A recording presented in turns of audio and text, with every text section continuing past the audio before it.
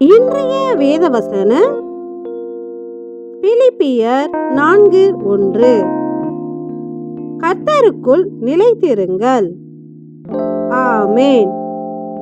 வேதம் சொல்லுகிறது நாம் எப்பொழுதும் கர்த்தருக்குள் நிலைத்திருக்க வேண்டும் என்று.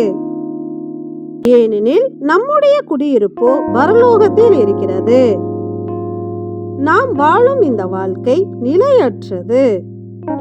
பரலோகத்திலேயே நமக்கு நிலையான குடியிருப்பு உண்டு. எனவே நாம் நிலையான குடியிருப்போடு பரலோகத்தில் வாழ்வதற்கு நாம் கர்த்தருக்குள் நிலைத்திருக்க வேண்டும். அன்றியும் நாம் கர்த்தருக்குள் நிலைத்திருக்க என்ன செய்ய வேண்டும் என்றால், கர்த்தருக்குள் எப்பொழுதும் சந்தோஷமாயிருங்கள் என்று மறுபடியும் சொல்லுகிறேன். உங்கள் சாந்த குணம் எல்லா மனுஷருக்கும் தெரிந்திருப்பதாக என்ற வார்த்தையின்படி நம் கர்த்தருக்குள் எப்பொழுதும் சந்தோஷமாயிருந்து அனைவரிடமும் சாந்தமாய் நடப்பவர்களே நம் கர்த்தருக்குள் நிலைத்திருப்பார்கள்.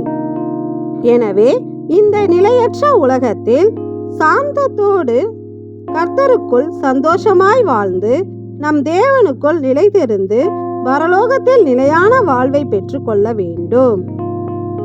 நமக்குள் நிலைத்திருப்பவர்களுக்கு பரலோகத்தில் நிலையான வாழ்வை தரும் எங்கள் நல்ல பரிசுத்த தெய்வமே, உமக்கு நன்றி செலுத்துகிறோம். நன்றி.